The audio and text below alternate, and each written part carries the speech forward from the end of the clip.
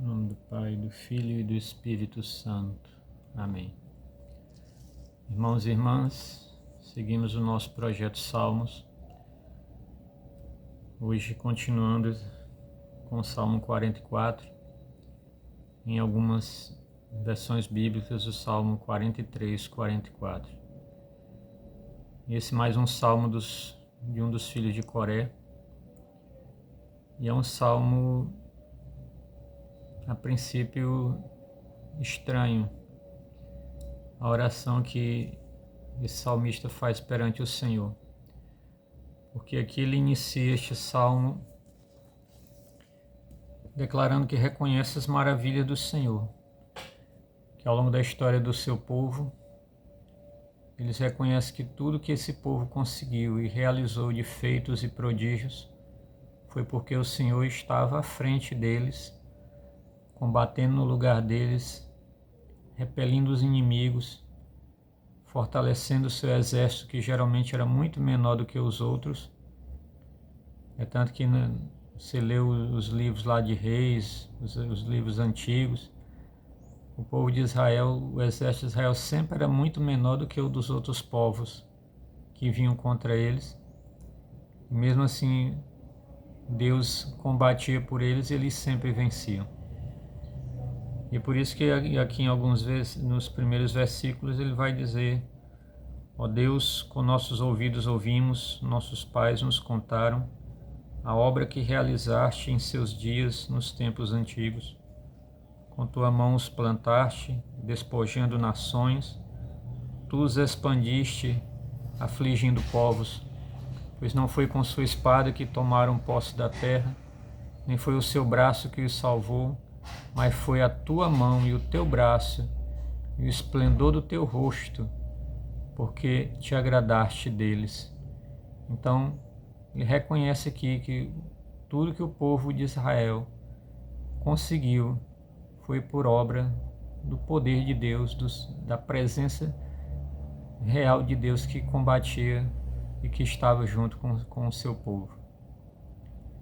Mas, em uma certa altura, no versículo 10, o salmista vai começar a se reclamar, dizendo: agora, porém, nos repeliste e nos envergonhaste, e já não sais, ó Deus, com as nossas fileiras, ou seja, já não vai mais combater conosco. Fizeste-nos recuar diante dos inimigos, e os que nos odeiam nos saquearam. Entregaste-nos como ovelhas para o matadouro, e entre as nações nos dispersaste. Vendeste o teu povo por um nada, e com a sua venda não ficaste mais rico. Fizeste de nós o desprezo dos nossos vizinhos, o escárnio e a zombaria dos que nos rodeiam. Fizeste de nós assunto de piada entre as nações, um meneio de cabeça entre os povos. A desonra está à minha frente o dia todo e me cobre a vergonha o meu rosto. Então, o salmista aqui agora está dizendo: Senhor, nós reconhecemos a Ti como nosso Deus, que fez essas maravilhas no passado e fazes até hoje, e nós te bendizemos e nós te glorificamos por tudo isso. No entanto, tu nos abandonaste, já não vai mais a peleja, a luta conosco, nos entregaste nas mãos dos inimigos, nós somos hoje vergonha, motivo de vergonha entre as nações, os povos em redor. Então, o salmista coloca essa situação que o está intrigando. E ele vai mais além, dizendo: nosso coração não voltou atrás, os nossos passos não se desviaram do teu caminho.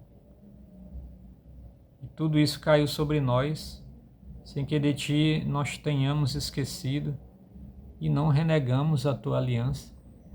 Ou seja, Senhor, nós estamos em fidelidade contigo, com a tua aliança. Estamos debaixo da tua palavra, estamos debaixo da tua obediência. Não estamos em idolatria, como ele vai falar aqui mais à frente, né? Que nós não caímos em idolatria nenhuma. E por que nos abandonastes? Por que nos entregaste das mãos dos inimigos a pilhagem, a humilhação? Então, irmão, irmã, esse salmo ele é intrigante por isso, né? Se o salmista aqui declara que eles estão em fidelidade com o Senhor, por que o Senhor os abandonou? Das duas, uma. Ou eles pensam que não estavam desagradando ao Senhor, e na verdade estavam, ou então a segunda possibilidade, o Senhor está colocando o seu povo à prova. Nós sabemos, meu irmão, minha irmã, que toda fidelidade a Deus será provada. Por mais que busquemos estar em fidelidade, em consonância, em obediência, o Senhor, como vai dizer lá em Apocalipse 13, Ele prova aqueles que amam. Então, muito provavelmente a segunda possibilidade aqui neste caso é que esse povo de Israel, se eles não estavam verdadeiramente em violação em alguma lei de Moisés, em violação alguma aos 10 mandamentos, estavam em fidelidade total a Deus, o que pode explicar essa a atitude do Senhor? Senão colocá-los à prova, colocar esse povo à prova.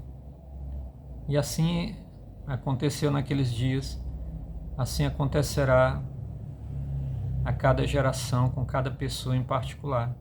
Eu e você, por mais que queiramos e busquemos e perseveremos em estar debaixo da vontade do Senhor, debaixo da sua palavra, em obediência a ela, obediência à igreja, obediência aos mandamentos, obediência ao evangelho, obediência às coisas de Deus, mesmo assim ainda Ele nos permitirá as provas, ou nos enviará as provas mesmo. Por quê? Porque Ele precisa pesar os nossos corações. Verdadeiramente, nós somos dele, unicamente dele, ou não? O Senhor, mesmo sabendo que a palavra diz que Ele perscruta o mais profundo dos nossos corações e conhece de nós mesmos, conhece de nós mais do que nós mesmos. Mesmo assim, Ele vai nos provar.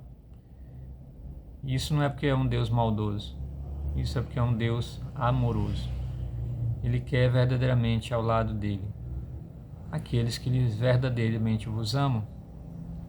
Quem de nós aqui quer ao seu lado alguém que você não tem certeza que te ama? Você vai querer ficar ao lado de alguém, de um homem, de uma mulher, de alguém que verdadeiramente não te ama? A dúvida não faz parte do amor. A certeza fortalece e sedimenta o amor. E é assim que Deus quer para conosco, sedimentar, ter certeza do amor que nós temos para com Ele. E por isso as provas vêm. Por isso que as provas vieram para aquele povo naqueles dias. E esse salmista, sem entender, colocava isso diante do Senhor. Então que no tempo das provas, meu irmão, minha irmã, quando o Senhor nos permite ou nos envia, tudo que nós podemos pedir é: Senhor, vem em nosso favor, vem em nosso socorro, me ajuda a ser fiel a Ti até o fim. E que o Senhor te dê força no tempo das provas. Que Deus te abençoe, em nome de Jesus. Amém, paz e bem.